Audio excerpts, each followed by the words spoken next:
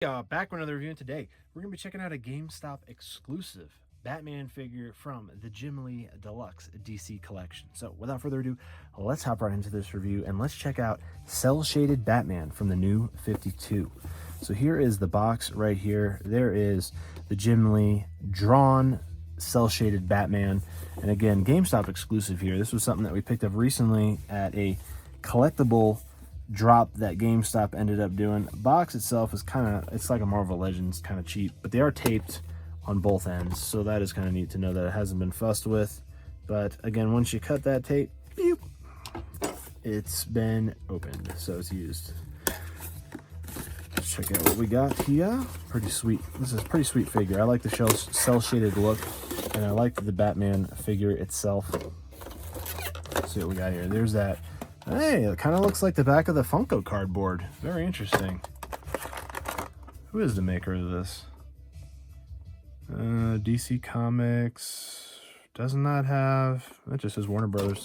Does not have any type of toy manufacturer name on it. Ooh, cape is nice. Very nice on that cape. What's the reasoning behind this, I imagine? I don't know what that is all about. That's weird. There's like just a piece of tape on it. Here is these. You've seen me yank those off before from the Doom characters. Is it the only one? No, there's one down here they didn't even... Well, we'll just leave that in there actually for now.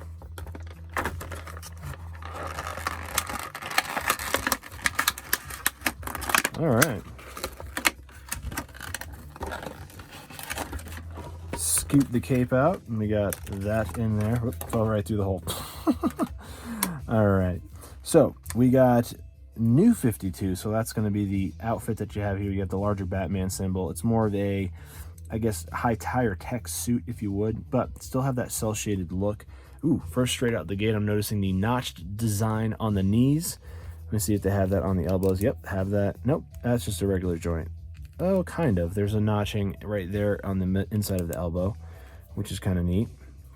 It does not come with any weapons or batarang or anything like that. It is just, ooh, those are sharp. It's just Batman with his cape, which is actually soft. Not a soft good, but it's soft vinyl, which is kind of nice that they did that.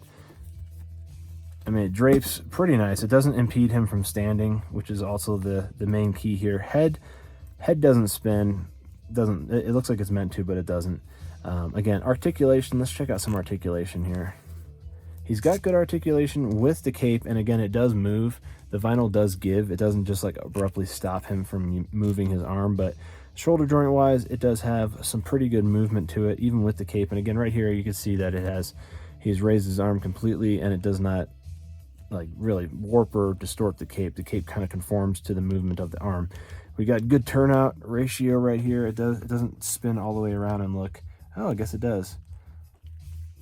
It does. The shoulder, though, itself does not spin all the way around. It does have a block on it, which stops it from moving, but we do have full rotation here on the elbow, which is interesting. I guess you could put him in some really interesting moves and positions. These are very sharp, actually. Weird that I say that, but these are actually quite sharp. Quite sharp. Elbow itself does, like I said, have those notching movements where I guess you could kind of get him situated in a pose. I don't know how he works in a squatting pose with the cape, but I guess we can kind of check that out. Let's see.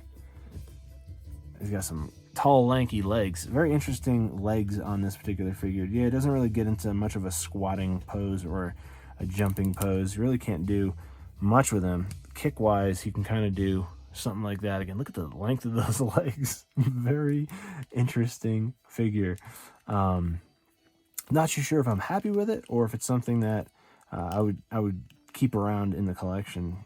It's neat, the cell shaded look, but the new 52 suit, I'm not too sure I'm too impressed with, and I guess the lack of movability in the legs when they spent so much time with all the articulation in the arms is kind of disheartening, I guess you could say.